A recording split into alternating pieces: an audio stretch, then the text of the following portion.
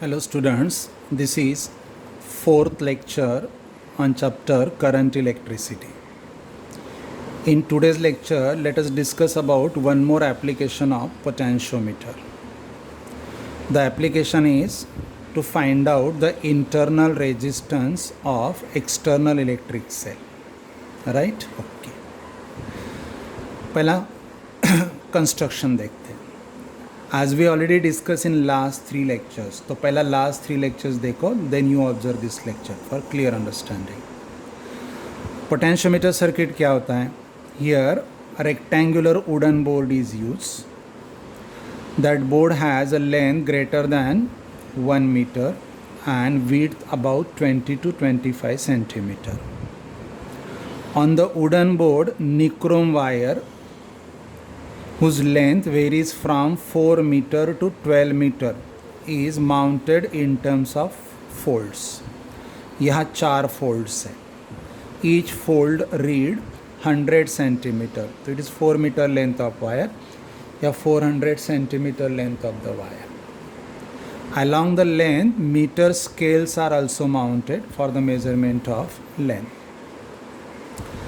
Between the point A and B, driver cell या storage cell या accumulator is connected, and in series with that accumulator, plug key and rheostat are connected. ठीक है? When you close this key, current delivered by the cell passes through the potentiometer wire and potential drop is established. Let current delivered by the driver cell is I. That current is passing through the potentiometer wire. So between the points A and B, the potential difference is VAB. The potential difference upon the corresponding length, capital L, say length AB. This is called as potential drop. VAB upon L, potential drop. Yeah, we can replace VAB upon L by I sigma. I current delivered by this cell and sigma is wire का resistance per unit length. Replace कैसे करते हैं? That we already discussed in first and second lecture. So you observe those lectures. ठीक है? Now ये external connection का part है. Let this is the cell whose EMF is to be this is the cell whose internal resistance is to be determined. So from point A, connect the positive terminal of cell E1. Let it will introduce its internal resistance small r. ये introduce होगा और ये कब introduce होगा? When by this cell current is drawn and the current flows through the circuit. जब तक इसका current drop flow नहीं होगा तब तक ये इंट्रोड्यूस नहीं होता है. राइट? ओके. तो positive terminal of cell whose internal resistance to be determine is connected at A. Negative terminal ये इंटरनली इंट्रोड्यूस होता है, ये खाली दिखा है टेम्पररी यहाँ पे. ये इंट्रोड्यूस होगा जब ये सेल का करंट ड्रॉ होगा. Negative terminal is connected to the galvanometer and galvanometer is connected to jockey. Across the cell या parallel to the cell या shunt एक resistance box add किया है. From that resistance box you can take suitable resistance. That suitable resistance is what? Shunt across the cell. ये cell के across का parallel रहेगा. Shunt resistance it is called. Right? ये plug key है. Initially it is kept open. ठीक है? अभी reading कैसे लेना है देखो. First keep this key open. अगर आप ये की ओपन रखोगे तो this cell is shunted by infinite resistance. वो यहाँ दिख रहा है, let it be observe here connected, लेकिन आपने ये ओपन रखा है तो दिस सेल के अक्रॉस इसके पैरेलल रेजिस्टेंस कितना है? The maximum, infinity. क्लियर? तो ये पार्ट अभी सर्किट में दो ऑब्जर्व है नहीं because it is infinite. Now touch the jockey, मतलब सेल ही रहेगा अभी. Touch the jockey at point A. galvanometer shows you maximum deflection. Touch the jockey at point B, galvanometer shows you maximum but opposite deflection. As we already discussed why it happens in last 2 lectures. वापस देखते हैं. When we touch the jockey at point A, तो हम लोगों ने इस cell के positive और निगेटिव टर्मिनल A पे शॉर्ट कर दिए. तो this cell is what? Short circuited. This cell is what? Short circuited. So by this cell, what is the current drawn? Will flow like this. ये A से अंदर entry नहीं करेगा क्योंकि by this cell current drawn is more. तो by this cell what is the current drawn? A तक आएगा, then through galvanometer वापस. तो ये isolate हो गया सर्किट से. So galvanometer shows you a deflection. कैसे देखो? Through galvanometer the current flows from right to left and it is the current drawn by the cell. ठीक है. Now जब पॉइंट बी पे टच करोगे जॉकी को तो what will happen? This cell and this cell are in parallel. तो what happens? ये cell dominate हो जाएगा. By this cell what is the current drawn? यहाँ पे 2 में डिवाइड होगा. So the current drawn by this cell is driven through the external cell. तो ये सेल चार्ज होगा. Current flows from left to right through galvanometer. So galvanometer shows you maximum but opposite deflection. So precisely at point A, if you touch the jockey at point A, galvanometer shows you maximum deflection. It is due to current drawn by the external cell. When you touch the jockey at point B, galvanometer shows maximum and opposite deflection. It is due to current drawn by the driver cell and driven through the external cell. ठीक है. Now, gently tap the jockey along the length of wire AB. Point P will obtain. When point P is obtained, galvanometer shows you what? When galvanometer shows you zero deflection या open circuit deflection, point P is obtained on the wire. Clear? Measure the length AP. Measure the length AP, right? LAP. Okay, इस length को मैं L infinity से denote करता हूँ. Why I am taking infinity? Because cell E1 is shunted by infinite resistance. क्योंकि ये branch अभी भी ओपन है तो शंट कितना है? इनफाइनाइट. ठीक है.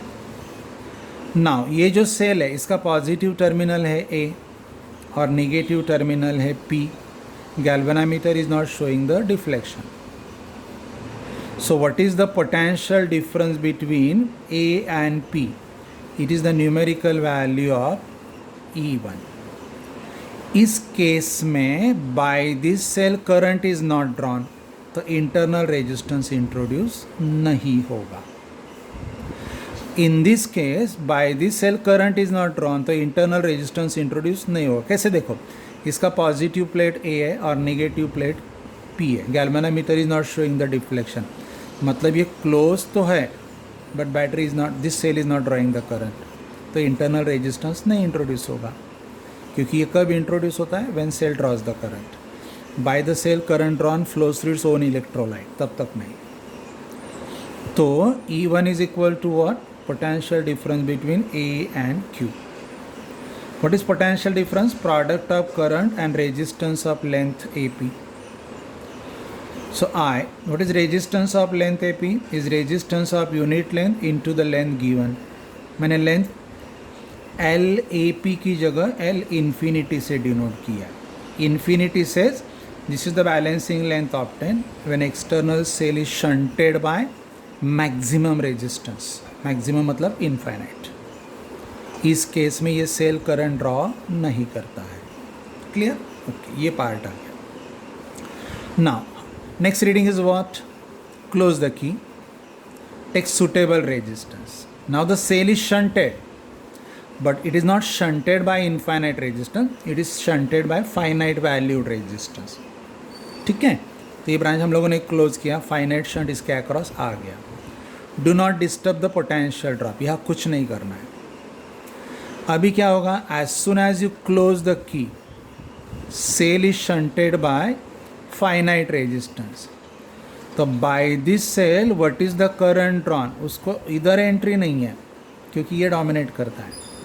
By this cell what is the current drawn, do not allow to enter in a potentiometer wire, लेकिन इस करंट को यहाँ एक ब्रांच मिल गया, ये अलग सर्किट हो गया. तो by this cell current drawn passes through this, और ये अपना अलग सर्किट हो गया जो मैंने यहाँ दिखाया, देखो ये वाला. So let by this cell current is drawn I1 है, तो ये इसमें से जाएगा. This energy is divided in two part. पहला पार्ट है I into R, I1 into R, और दूसरा पार्ट है I1 इंटू R. तो by this cell what is the energy delivered is divided at two places, across the shunt and across its own electrolyte. तो इस case में by this cell what is the energy delivered, part of it is used by itself. ये यहाँ जो energy use हो गया it is not considered here, ये reduce हो गया. तो अभी हम क्या कंपेयर कर रहे हैं, what we are about to compare, it is I1 into capital R, right, I1 into capital R. ये हम लोग कंपेयर करने जा रहे हैं, या तो E1 माइनस I1R. ये एनर्जी डिलीवर्ड हुआ, उसने खुद ने इतना एनर्जी यूज़ किया हुआ, तो बचा कितना, E1 माइनस I1R. ये हम लोग कंपेयर करने जा रहे हैं, not E1 now, not E1. What we are about to compare, E1 minus I1R या शंट के अक्रॉस का पोटेंशियल डिफरेंस. ये दोनों न्यूमेरिकली सेम होते हैं, both are numerically what, same. कैसे देखो, we use to write like this, E1 equal to I1 R plus R, दो जगह यूज़ होगा. तो E1 माइनस I1R ये वैल्यू एंड I1R ये वैल्यू दोनों सेम होते हैं. Clear. So when the cell is shunted by finite resistance, cell draws the current. अगर इसने करंट ड्रॉ किया तो थोड़ा एनर्जी इसने यूज़ कर लिया क्योंकि इंटरनल रेजिस्टेंस इंट्रोड्यूस हो गया. Now what we are about to compare is E1 minus I1R या इसके अक्रॉस का पोटेंशियल डिफरेंस, दोनों सेम होते हैं. Gently tap the jockey along the length of wire. अभी इसका एनर्जी थोड़ा रिड्यूस हो गया तो बैलेंसिंग पॉइंट पहले शिफ्ट हो जाएगा, पहले आ जाएगा. इन्फाइनाइट के लिए ये बैलेंसिंग लेंथ था लार्ज वन, अभी इसके लिए लेंथ थोड़ा कम हो जाएगा. Gently tap the jockey along the length of wire, point Q will obtain when galvanometer shows you open circuit या zero deflection. Measure the length AQ. तो what is the length AQ, it is a balancing length when external cell is shunted by finite resistance. ठीक है. Formula क्या आएगा अभी देखो, what is A is positive terminal of a new cell. New cell क्या रहेगा, E1 minus I1R, या A is positive terminal of potential difference across the shunt, and Q is negative terminal of negative cell E1 minus I1R, या it is a negative terminal of potential difference across the shunt. तो compare कैसे करेंगे यहाँ पे, what is potential difference, यहाँ से V is nothing but VAQ. ध्यान रहे ये V क्या है, E1 का मेजर पार्ट जो शंट के अक्रॉस है वो कंपेयर होने जा रहा है. बाकी एनर्जी यहाँ यूज़ हो गया, वो कंसिडर नहीं होगा. तो what is V, potential difference across the shunt resistance is equal to VAQ, and that is what I into resistance of segment AQ. So V is equal to, what is resistance of segment AQ, is resistance per unit length into the length L1. What is L1? Balancing length when external cell is shunted by finite resistance. तो ध्यान रहे जब shunt infinite होगा तो EMF compare होगा, और जब shunt finite हो जाएगा तो EMF ऑफ मेजर पार्ट जो शंट के अक्रॉस है वो कंपेयर होगा. This is the basic difference. तो ये दो फॉर्मूले आ गए. रेशो ले लो, E1 upon V is equal to L infinity upon L1. अभी डायग्राम में देखो, A point and Q point. A point and Q point के बीच में क्या है? सेल और उसका इंटरनल रेजिस्टेंस. ये एक ब्रांच, ये शंट ए एंड क्यू, और पोटेंशियोमीटर वायर का लेंथ ए क्यू. तो E1 माइनस I1R, ये value, potential difference across the shunt, ये value, and potential difference between point A and Q, ये वैल्यू, तीनों न्यूमेरिकली सेम. ये energy और ये एनर्जी तीनों सेम. E1 माइनस I1R, या पोटेंशियल डिफरेंस अक्रॉस R, या potential difference between point A and Q, क्योंकि तीनों पैरेलल में, तो ये सेम हो जाएगा. तो मैं E1 को कैसे रिप्लेस कर सकता हूँ? E1 को, ये एनर्जी दो जगह गया है ना, I1 times R plus R, that I replace here. I1 times R plus R, मैंने ये सब्स्टिट्यूट किया यहाँ पे. बट इसके अक्रॉस का कितना है V, करंट कितना पास हो रहा है? I1, और इसका रेजिस्टेंस R, तो ये यहाँ पे आ गया. So E1 is replace by V is replace by, ये लेंथ है balancing length, when the cell is shunted by infinite resistance and balancing length is obtained. और ये कब है? When cell is shunted by finite resistance और balancing length.